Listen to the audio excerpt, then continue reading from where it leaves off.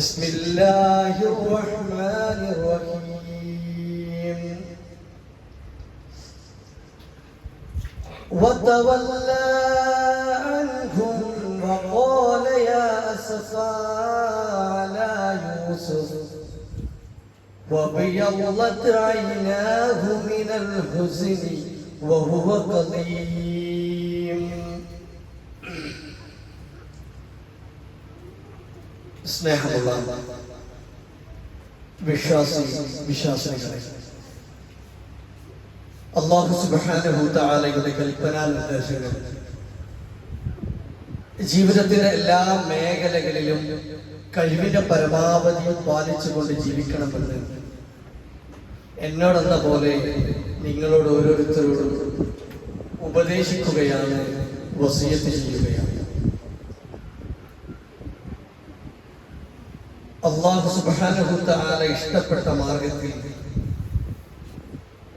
ജീവിച്ച് മരിക്കുവാനുള്ള തൗഫീഖ് നാം ഏവർക്കും അല്ലാഹു നൽകി അനുഗ്രഹിക്കുമാറാവട്ടെ.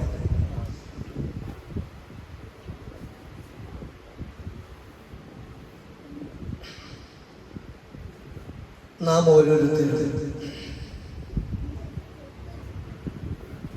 പല കാര്യങ്ങൾക്ക് വേണ്ടി കരയുന്നവരാണ്.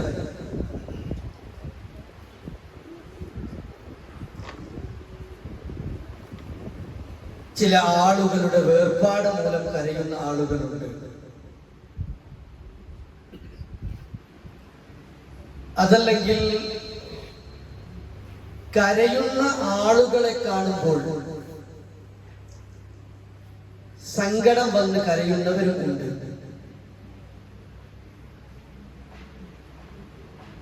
മൂന്നാമതൊരു വിഭാഗമുണ്ട്, മുതലക്കണ്ണീർ അഥവാ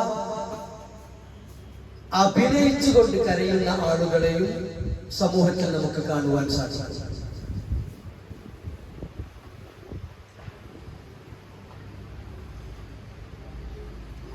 യൂസുഫ് നബി അലൈഹിസ്സലാമിന്റെ സഹോദരന്മാരുടെ കരച്ചിൽ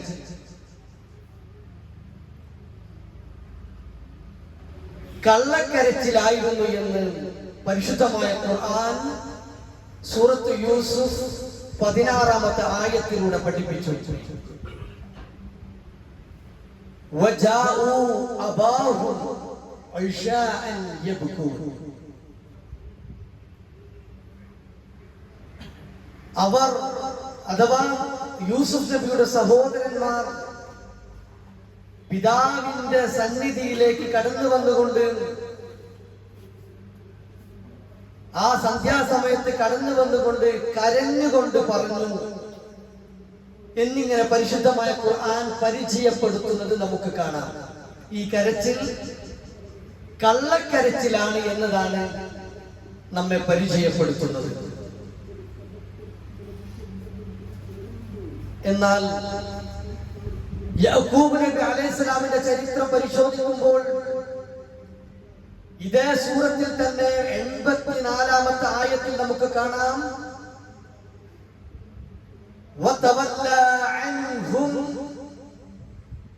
അവരിൽ നിന്നും തിരിഞ്ഞു കളഞ്ഞു.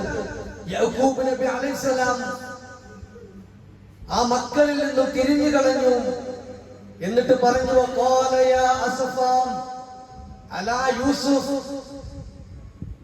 യൂസുഫിന്റെ കാര്യം മഹാസങ്കടകരം തന്നെ.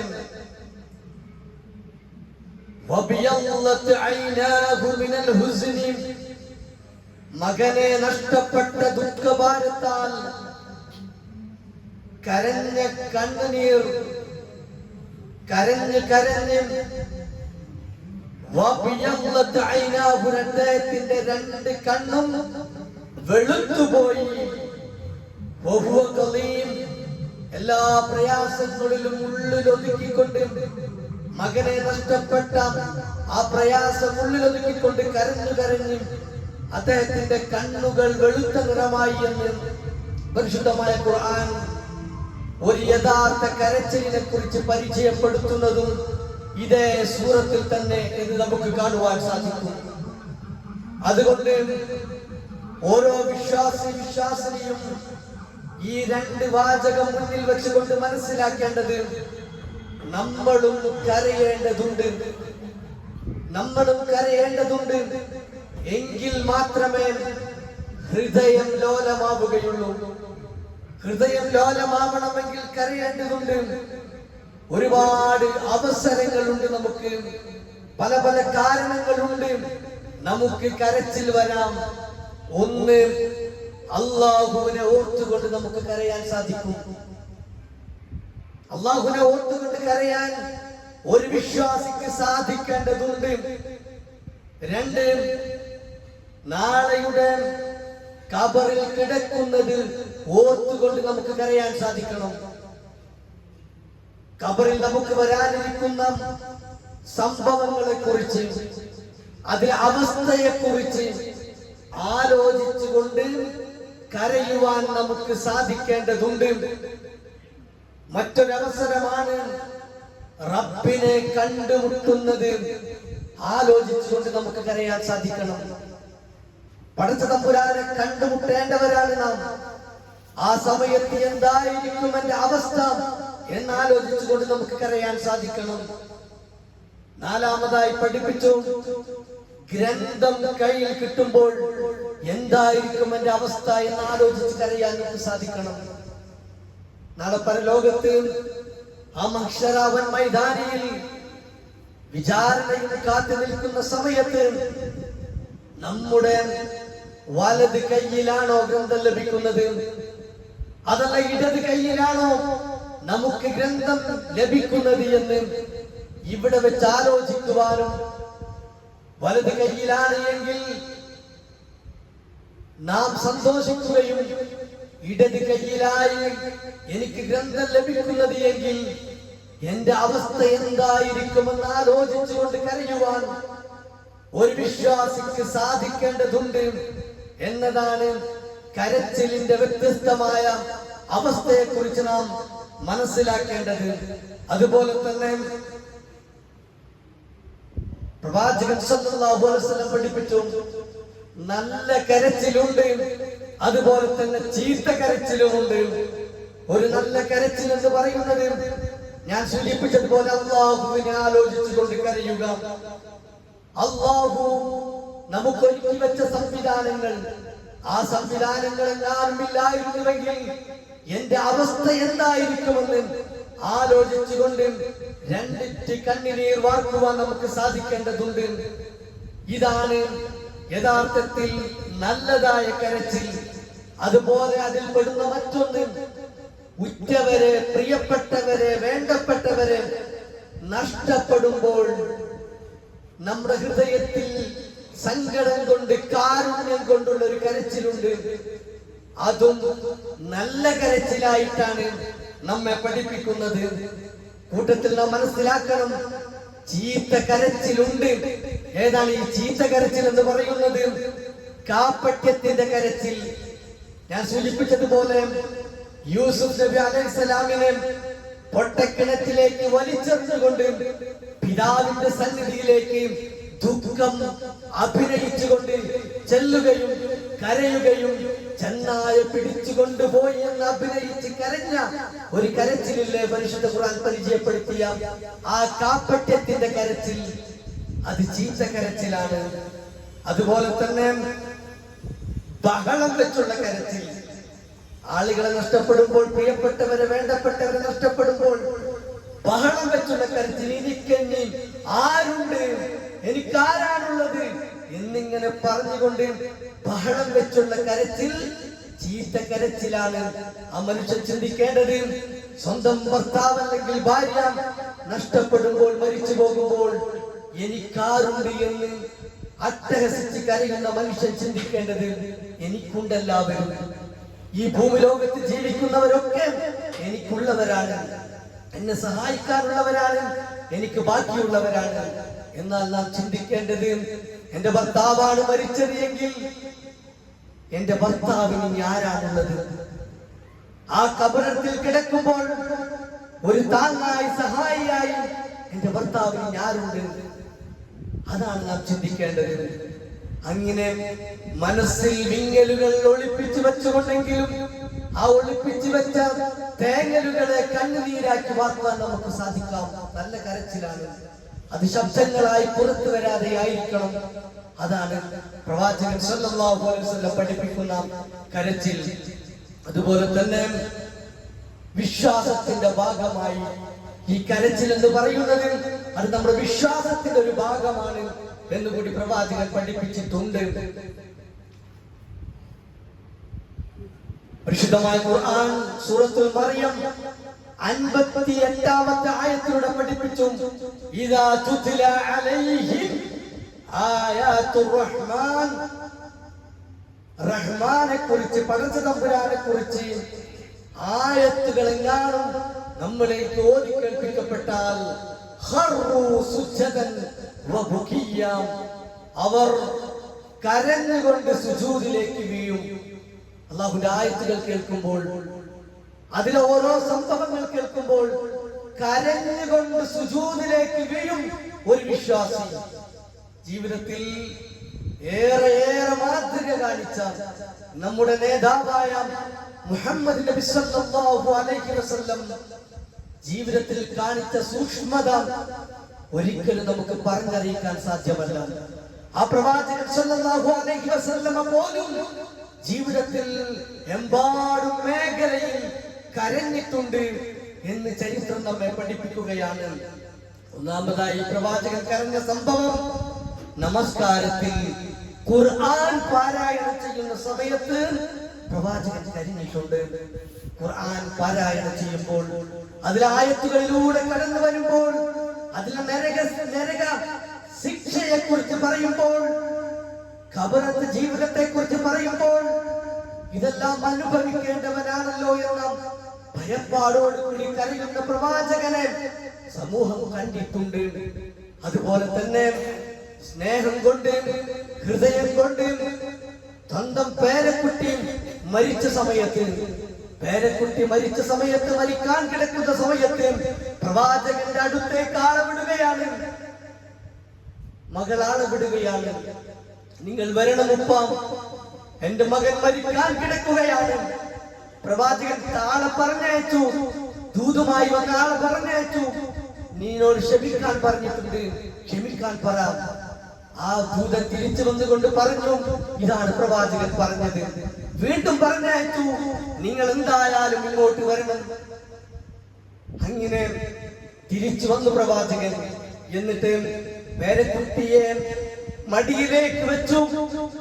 ആ സമയത്ത് മരണവുമായി മല്ലിടുന്ന പേരക്കുട്ടിയുടെ അവസ്ഥ കണ്ടപ്പോൾ പ്രവാചകൻ സല്ലല്ലാഹു അലൈഹി വസല്ലം അദ്ദേഹത്തിന്റെ കണ്ണിൽ നിന്നും കണ്ണുനീർ ഒഴുകിയെന്ന് ചരിത്രം പഠിപ്പിക്കുന്നു. ഇത് കണ്ട സഹാബാക്കൾ ചോദിച്ചു, അല്ലയോ പ്രവാചകരെ, താങ്കൾ ഒരു പ്രവാചകനല്ലേ, എന്താണ് താങ്കൾ കരയുന്നത്? പ്രവാചകൻ സല്ലല്ലാഹു അലൈഹി വസല്ലം അവരോട് പറഞ്ഞ മറുപടിയുണ്ട്, ഇത് കാരുണ്യത്തിന്റെ കണ്ണുനീരാണ്, ഇത് കാരുണ്യത്തിന്റെ കണ്ണുനീരാണ്. ഇത് ഇല്ലാത്തവരെ കുറിച്ച് പറഞ്ഞിട്ട് കാര്യമില്ലല്ലോ. അതെ പ്രവാചകൻ പഠിപ്പിച്ചത്, സങ്കടമുണ്ടാകുമ്പോൾ, വേണ്ടപ്പെട്ടവർ, ഒറ്റപ്പെട്ടവർ മരണമടയുമ്പോൾ ആ കാരുണ്യം കൊണ്ട് കണ്ണുനീർ വാർക്കുന്നത് കൊണ്ട് പ്രശ്നമില്ല, അത് ചീത്ത കരച്ചിലല്ല എന്നതാണ് പ്രവാചകൻ അതിലൂടെ പഠിപ്പിക്കുന്നത്.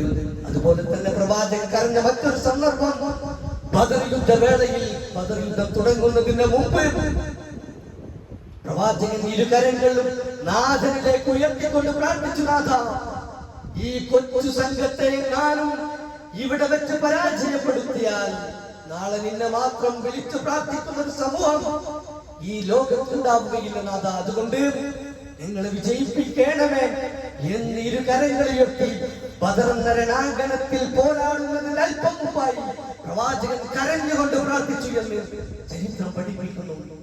ഈ ഒരു ചരിത്രം പ്രവാചകന്റെ കരച്ചിലിനെ സൂചിപ്പിക്കുന്ന ചരിത്രമാണ്. അതുപോലെ തന്നെ മറ്റൊന്ന്, പ്രവാചകൻ സല്ലല്ലാഹു അലൈഹി വസല്ലം കരത്തിൽ രാത്രി നമസ്കാരത്തിൽ സൂറത്തു ആൽ ഇംറാൻ ഓതിക്കൊണ്ട് അതിന്റെ അവസാനത്തെ ആയത്തുകൾ ഓതിക്കൊണ്ട് പ്രവാചകൻ സല്ലല്ലാഹു അലൈഹി വസല്ലം കരയാറുണ്ടായിരുന്നു എന്ന് നമുക്ക് ഹദീസുകളിൽ കാണുവാൻ സാധിക്കും.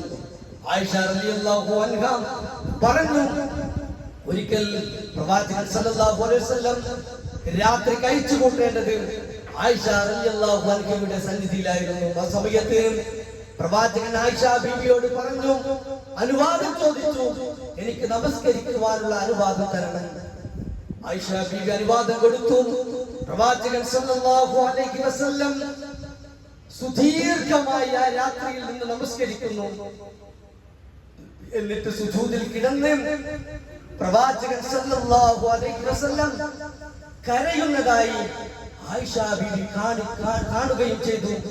എന്നിട്ട് ആയിഷ ബീവി പറയുകയായിരുന്നു, ഇങ്ങനെയുള്ള സംഭവം സുജൂദിൽ കിടന്ന് പ്രവാചകൻ കരയുന്നത് ഞാൻ കണ്ടിട്ടുണ്ട് എന്ന് ആയിഷ ബീവി റളിയല്ലാഹു അൻഹ നമ്മെ പഠിപ്പിക്കുകയാണ്. മറ്റൊരു സമയത്ത് പ്രവാചകൻ സല്ലല്ലാഹു അലൈഹി വസല്ലം 2 ആയത്തിനെ കുറിച്ച് പഠിപ്പിച്ചു. ആൽ ഇംറാനിലെ 190ാമത്തെ ആയത്തും അതുപോലെ തന്നെ ആൽ ഇംറാൻ 191ാമത്തെ ആയത്തും. ഈ ആയത്ത് ഓതിക്കൊണ്ട് പ്രവാചകൻ സല്ലല്ലാഹു അലൈഹി വസല്ലം കരയുമായിരുന്നു. ഇന്ന ഫീ ഖൽഖിസ് സമാവാതി വൽ അർളി വഖ്തിലാഫിൽ ലൈലി വൻ നഹാർ ലആയാതിൻ ലിഉലിൽ അൽബാബ്. ഇന്ന ഫീ ഖൽഖിസ് സമാവാതി വൽ അർളി, തീർച്ചയായും ആകാശഭൂമിയുടെ സൃഷ്ടിപ്പും വഖ്തിലാഫിൽ ലൈലി വൻ നഹാർ, അതുപോലെ തന്നെ രാത്രി രാവുകളുടെ മാറിമറിലിനെ കുറിച്ചും ലആയാതിൻ ലിഉലിൽ അൽബാബ്, ചിന്തിക്കുന്ന ആളുകൾക്ക് ദൃഷ്ടാന്തമുണ്ട് എന്ന ഈ ഒരു ആയത്തും. അതുപോലെ തന്നെ അല്ലദീന യദ്കുറൂനല്ലാഹ ഖിയാമൻ വഖുഊദൻ വഅലാ ജുനൂബിഹിം വയതഫക്കറൂന ഫീ ഖൽഖിസ് സമാവാതി വൽ അർദ് റബ്ബനാ മാ ഖലഖ്ത ഹാദാ ബാതില സുബ്ഹാനക ഫഖിനാ അദാബൻ നാർ. അല്ലദീന യദ്കുറൂനല്ലാഹ ഖിയാമൻ, സത്യവിശ്വാസികളായ ആളുകൾ അവർ നിന്നുകൊണ്ടും ഇരുന്നുകൊണ്ടും കിടന്നുകൊണ്ടും അവർ അല്ലാഹുവിനെ കുറിച്ച് ആലോചിക്കുന്നവരാണ്. മാത്രമല്ല വയതഫക്കറൂന ഫീ ഖൽഖിസ് സമാവാതി വൽ അർളി, അതുപോലെ തന്നെ ഭൂമിയുടെയും ആകാശത്തിന്റെയും സൃഷ്ടിപ്പിനെ കുറിച്ച് അവർ ചിന്തിച്ചു കൊണ്ടിരിക്കും. എന്നിട്ട് അവർ പറയും, റബ്ബനാ മാ ഖലഖ്ത ഹാദാ ബാതില, നാഥാ ഇതൊന്നും നീ വെറുതെ സൃഷ്ടിച്ചതല്ല. സുബ്ഹാനക, നാഥാ നീ എത്ര പരിശുദ്ധനാണ്. ഫഖിനാ അദാബൻ നാർ, അതുകൊണ്ട് നാഥാ ഞങ്ങളെ നീ ഈ നരക ശിക്ഷയിൽ നിന്ന് കാത്തു രക്ഷിക്കണമേ എന്ന് പ്രാർത്ഥിക്കുന്ന പറയുന്ന ഈ ആയത്ത്, ഈ 2 ആയത്തുകളും കേൾക്കുമ്പോൾ, പാരായണം ചെയ്യുമ്പോൾ പ്രവാചകൻ സല്ലല്ലാഹു അലൈഹി വസല്ലം കരയുമായിരുന്നു. ഒരിക്കൽ പ്രവാചകൻ പറഞ്ഞു, വൈലൻ, നാശം, നശിച്ചു പോകട്ടെ, ലിമൻ ഖറഅ ഹാദിഹിൽ ആയ സുമ്മ ലം യതഫക്കറു ഫീഹാ, ഈ 2 ആയത്ത് പാരായണം ചെയ്തിട്ടും അതിനെക്കുറിച്ച് ഗ്രാഹ്യമായി ചിന്തിക്കാതെ ആലോചിക്കാതെ നിൽക്കുന്ന ആളുകളില്ലേ, അവർക്ക് നാശമെന്ന് പ്രവാചകൻ സല്ലല്ലാഹു അലൈഹി വസല്ലം പഠിപ്പിച്ചിട്ടുണ്ട്. ഇവിടെയാണ് വിശ്വാസികളായ നാം മനസ്സിലാക്കേണ്ടത്. നമ്മുടെ ജീവിതത്തിൽ എത്ര പ്രാവശ്യം ഈ ആയത്ത് നാം പാരായണം ചെയ്തിട്ടുണ്ട്, എത്ര പ്രാവശ്യം നാം ഈ ആയത്ത് കടന്നുപോയിട്ടുണ്ട്. ഇതിലൂടെ എത്ര ആളുകൾക്ക് ഒരു കരച്ചിൽ വന്നിട്ടുണ്ട്. ഇപ്പോഴും നമുക്ക് കേൾക്കുമ്പോൾ തോന്നി, എന്താ ഈ ആയത്തിന് ഇത്രമാത്രം കരയണമെങ്കിൽ നമുക്ക് ലഭിച്ച അനുഗ്രഹങ്ങളെ കുറിച്ചും ആ ആയത്തിന്റെ ഗാംഭീര്യത്തെ കുറിച്ചും ഒന്ന് ഗ്രാഹ്യമായി ഇരുന്ന് ചിന്തിക്കണം നാം. അതുകൊണ്ടാണല്ലോ പ്രവാചകൻ പറഞ്ഞത്, ഇതൊക്കെ കേട്ടിട്ടും കരയുവാൻ, അതിനെക്കുറിച്ച് ചിന്തിക്കുവാൻ ഒരു മനുഷ്യന് സാധിച്ചില്ലെങ്കിൽ അവനാണ് നാശമെന്ന് പ്രവാചകൻ സല്ലല്ലാഹു അലൈഹി വസല്ലം പറയുകയുണ്ടായി. അതുപോലെ തന്നെ പ്രവാചകൻ സല്ലല്ലാഹു അലൈഹി വസല്ലം കരഞ്ഞ മറ്റൊരു സമയം സ്വന്തം മകൻ മരിച്ചപ്പോഴും, ഇബ്രാഹിം എന്ന മകൻ മരിച്ചപ്പോഴും പ്രവാചകൻ സല്ലല്ലാഹു അലൈഹി വസല്ലം ദുഃഖത്താൽ കരഞ്ഞിരുന്നു എന്ന് നമുക്ക് ചരിത്രങ്ങളിൽ കാണുവാൻ സാധിക്കും. അതുപോലെ തന്നെ മറ്റൊരു സമയം ഇബ്നു മസ്ഊദ് റളിയല്ലാഹു അൻഹു ഖുർആൻ പാരായണം കേട്ടപ്പോൾ റസൂൽ കരഞ്ഞിരുന്നു. ഇബ്നു മസ്ഊദ് റളിയല്ലാഹു അൻഹുവിനോട് പ്രവാചകൻ പറയും, ഇഖ്റ അലയ്യ, ഇബ്നു മസ്ഊദേ എനിക്കൊന്ന് ഖുർആൻ ഓതിക്കൂട എന്ന് പ്രവാചകൻ പറയും. റസൂൽ പറയുമ്പോൾ ഖുൽതു യാ റസൂലല്ലാഹ്, ഇബ്നു മസ്ഊദ് റളിയല്ലാഹു അൻഹു ചോദിക്കും, അഖറഉ അലൈക, നിങ്ങൾക്ക് ഞാൻ ഖുർആൻ ഓതിത്തരുകയോ? വഅലൈക ഉൻസില, താങ്കൾക്കല്ലേ പ്രവാചകരെ ഖുർആൻ ഇറങ്ങിയത്, എന്നിട്ട് ഞാൻ നിങ്ങൾക്ക് ഓതിത്തരുകയോ? പ്രവാചകൻ പറഞ്ഞു, നഅം, അതെ. ഫഖറഅതു സൂറത്തുൻ നിസാ ഹത്താ അതൈതു ഇലാ ഹാദിഹിൽ ആയ. അപ്പോൾ ഞാൻ പ്രവാചകൻ സല്ലല്ലാഹു അലൈഹി വസല്ലമക്ക് സൂറത്തു നിസായിലെ ആയത്ത് ഇങ്ങനെ ഓതി കൊടുക്കും. സൂറത്തു നിസായിലെ ആയത്ത് ഇങ്ങനെ ഓതി കൊടുക്കും. ഏതുവരെ എന്നറിയോ? ഫകൈഫ ഇദാ ജിഇനാ മിൻ കുല്ലി ഉമ്മത്തിൻ ബിശഹീദിൻ വജിഇനാ ബിക അലാ ഹൗലാഇ ഷഹീദാ എന്ന ആയത്ത് എത്തുന്നത് വരെ ഞാൻ ഇങ്ങനെ ഓതി വരും. ആ ആയത്തിന്റെ അർത്ഥം അവിടെ എത്തുമ്പോൾ പ്രവാചകൻ പറയും, മതി മതി മതി എന്ന് പറഞ്ഞ് പ്രവാചകൻ കരയുമായിരുന്നു എന്നാണ് ഇബ്നു മസ്ഊദ് റളിയല്ലാഹു അൻഹു പറയുന്നത്. എന്താണ് ആയത്തിന്റെ അർത്ഥം? അതിലേക്ക് എത്തുമ്പോൾ പ്രവാചകൻ അവിടെ പരിശുദ്ധമായ ഖുർആൻ പഠിപ്പിക്കുന്ന എല്ലാ സമുദായത്തിൽ നിന്നും ആ സമുദായത്തിന് സാക്ഷിയായിക്കൊണ്ട് ഓരോരുത്തരും ഞാൻ കൊണ്ടുവരും. നിന്റെ സമുദായത്തിന് സാക്ഷിയായി കൊണ്ടുവരുന്നത് മുഹമ്മദേ നിന്നെയാണ് എന്ന് കേൾക്കുമ്പോൾ പ്രവാചകൻ കരയും. അവിടെ ഈ സമൂഹത്തെ എന്റെ സമുദായത്തിന് മുഴുവൻ സാക്ഷിയായി എന്നെയാണോ പടച്ച തമ്പുരാൻ കൊണ്ടുവരിക പരലോകത്ത് എന്നാലോചിക്കുമ്പോൾ, ആയത്ത് കേൾക്കുമ്പോൾ ഹൃദയം വിങ്ങി പ്രവാചകൻ കരയും. മതി മതി, ഇപ്പോൾ മതി എന്ന് പ്രവാചകൻ പറയും. ഈ ആയത്തും പ്രവാചകൻ സല്ലല്ലാഹു അലൈഹി വസല്ലമയെ കരയിപ്പിച്ചിരുന്നു എന്ന് നമുക്ക് ഹദീസുകളിൽ കാണുവാൻ സാധിക്കും. അങ്ങനെ വ്യത്യസ്തമായ മേഖലയിൽ പ്രവാചകൻ സല്ലല്ലാഹു അലൈഹി വസല്ലം കരഞ്ഞിരുന്നു. ദീനിന്റെ വിഷയത്തിൽ, ഇബാദത്തിന്റെ വിഷയത്തിൽ, പുണ്യത്തിന്റെ വിഷയത്തിൽ എന്ന് നമുക്ക് കാണുവാൻ സാധിക്കും. അങ്ങനെ കരയുന്ന മനസ്സിന്റെ ഉടമകളായി തീരുവാൻ നമുക്ക് സാധിക്കണം. അതുപോലെ തന്നെ സഹാബാക്കളുടെ ജീവിതം എടുത്തു പരിശോധിച്ച് നോക്കിയാലും അവരുടെ ജീവിതത്തിൽ എമ്പാടും കരഞ്ഞ ചരിത്രം നമുക്ക് കാണുവാൻ സാധിക്കും. ഒന്ന്, അബൂബക്കർ റളിയല്ലാഹു അൻഹു കരഞ്ഞൊരു സമയത്ത് എപ്പോഴാണെന്നറിയോ? തന്നെ പ്രവാചകന്റെ കൂടെ ഹിജ്റ പോകുവാൻ വേണ്ടി അബൂബക്കർ റളിയല്ലാഹു അൻഹുവിന് സമ്മതം കൊടുത്തൊരു സമയം. ആ സന്തോഷത്താൽ അബൂബക്കർ കരഞ്ഞിരുന്നു. സന്തോഷം കണ്ടുള്ള കണ്ണുനീർ അബൂബക്കർ റളിയല്ലാഹു അൻഹു ഉണ്ടായിരുന്നു. എന്താ സ്വന്തം നാടും വീടും ഉപേക്ഷിച്ചുകൊണ്ട്, സമ്പാദ്യം മുഴുവൻ ഉപേക്ഷിച്ചുകൊണ്ട് പ്രവാചകന്റെ കൂടെ യാത്ര ചെയ്യാനാണ് അനുവാദം കിട്ടിയത്. ആ യാത്രക്ക് പോവാൻ പ്രവാചകന്റെ കൂടെ എനിക്ക് സമ്മതം ലഭിച്ചല്ലോ എന്ന ഒരു സന്തോഷം കൊണ്ട് അദ്ദേഹം കരഞ്ഞിരുന്നു എന്ന് നമുക്ക് കാണുവാൻ സാധിക്കും. മറ്റൊന്ന്, അബൂ ഹുറൈറ റളിയല്ലാഹു അൻഹു കരഞ്ഞൊരു സമയം സ്വന്തം മാതാവ് ഇസ്ലാമിലേക്ക് കടന്നപ്പോൾ സന്തോഷം കൊണ്ട് കരഞ്ഞ സമയവും ഹദീസുകളിൽ നമ്മെ പഠിപ്പിക്കുന്നുണ്ട്. ഇതുപോലെ തന്നെ ഉമർ റളിയല്ലാഹു അൻഹു കരഞ്ഞ സമയമുണ്ട്.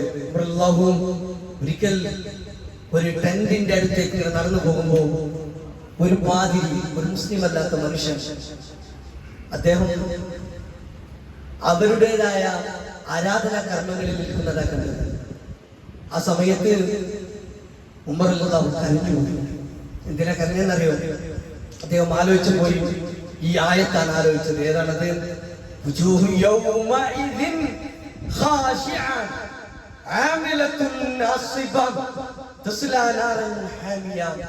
ഈ ആയത്താണ് എന്റെ ഹൃദയത്തിലേക്ക് കടന്നു വന്നത് എന്ന് ഉമർ റളിയല്ലാഹു അൻഹു പറഞ്ഞു. എന്നാണ് അതിന്റെ അർത്ഥം? നാളെ പരലോകത്ത് ഇബാദത്തുകൾ ചെയ്തുകൊണ്ട് നെറ്റിത്തടം ഉയർത്തുകൊണ്ട് ക്ഷീണിച്ചു നിൽക്കുന്ന ഒരു വിഭാഗം മനുഷ്യരുണ്ട്. അവർ ക്ഷീണിച്ചു നിൽക്കുന്നത് പണിയെടുത്ത് ക്ഷീണിച്ചവരാണ്, അവർ അധ്വാനിച്ച് ക്ഷീണിച്ചവരാണ്. ഇബാദത്തുകൾ കർമ്മങ്ങൾ ചെയ്ത് ക്ഷീണിച്ചകളായിരിക്കും. എന്നാൽ അവരെ ചൂടേറിയ നരകാഗ്നിയിലേക്ക് വലിച്ചെറിയുന്ന വിഭാഗങ്ങളായിരിക്കും അവർ. അവരുടെ മതത്തിൽ നിന്നുകൊണ്ട് ഇതായിരിക്കും ശരി, ഇതാണ് യഥാർത്ഥ മതം എന്ന് വിചാരിച്ച് അഹോരാത്രം പണിപെടുകയാണ് അവർ. പക്ഷേ യഥാർത്ഥ മാർഗമല്ലാത്തത് കൊണ്ട് നരകത്തിലേക്ക് വലിച്ചെറിയപ്പെടുന്ന വിഭാഗമായിരിക്കും അവർ. അങ്ങനെയുള്ള ആളെ കണ്ടപ്പോൾ അവരുടെ അവസ്ഥ നാളെ പരലോകത്തിൽ വെച്ച് എന്തായിരിക്കും എന്ന് ആലോചിച്ചുകൊണ്ട് ഉമർ ഇബ്നുൽ ഖത്താബ് റളിയല്ലാഹു അൻഹു കരഞ്ഞ സംഭവം നമുക്ക് ഈ ചരിത്രം പഠിപ്പിക്കുകയാണ്. അതുപോലെ തന്നെ ഉസ്മാൻ റളിയല്ലാഹു അൻഹുവിന്റെ കരച്ചിൽ അതും ചരിത്രം നമ്മെ പഠിപ്പിക്കുന്നുണ്ട്.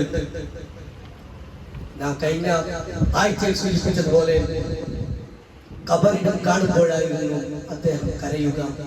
ഖബറിടം കാണുമ്പോൾ ഉസ്മാൻ റളിയല്ലാഹു അൻഹുവിന്റെ നീണ്ട താടിയിലൂടെ കണ്ണുനീർ വന്ന് താഴേക്ക് പതിക്കും.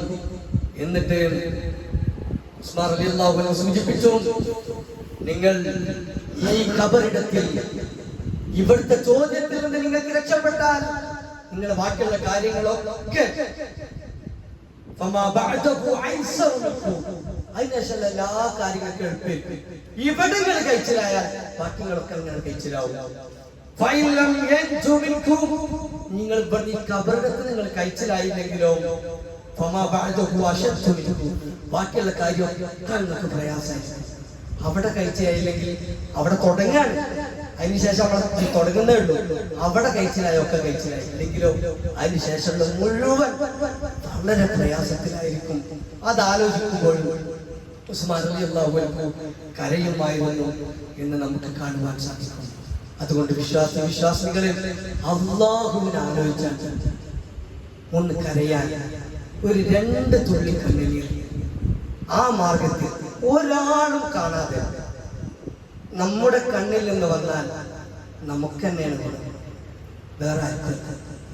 അതുകൊണ്ട് അതിനു വേണ്ടി എൻ്റെ മനസ്സിന് പാകപ്പെടുത്താൻ സാധിക്കണം. അതിനുവേണ്ടി പടച്ചവനോട് പ്രാർത്ഥിക്കണം. അല്ലാഹു സുബ്ഹാനഹു വ തആല തൗഫീഖ് നൽകട്ടെ.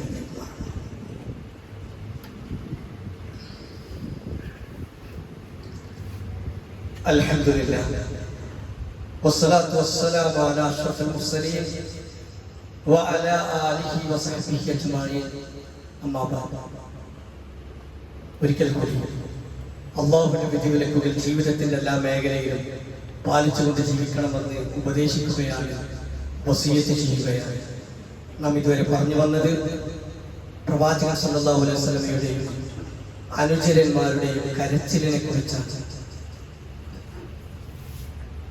ഇനി കരഞ്ഞാൽ എന്താണ് നമുക്കുള്ള പ്രതിഫലം? കൂട്ടത്തിൽ അതും കൂടെ പറയണമല്ലോ. പ്രവാചകൻ പഠിപ്പിച്ചു, കരഞ്ഞാൽ 2 തുള്ളി കണ്ണുനീർ നമ്മുടെ കണ്ണിൽ നിന്ന് വന്നാൽ റസൂലുള്ളാഹി സ്വല്ലല്ലാഹു അലൈഹി വസല്ലം പറഞ്ഞു, ലാ യലിജു നാറ മൻ ബകാ മിൻ ഖശിയത്തില്ലാഹ്. അല്ലാഹുവിനെ ആലോചിച്ച് കരയുന്ന മനുഷ്യൻ ഓനെ നരകം സ്പർശിക്കില്ല. നരകം ഓനെ പിന്നെ സ്പർശിക്കുകയില്ല. ഇതുവരെ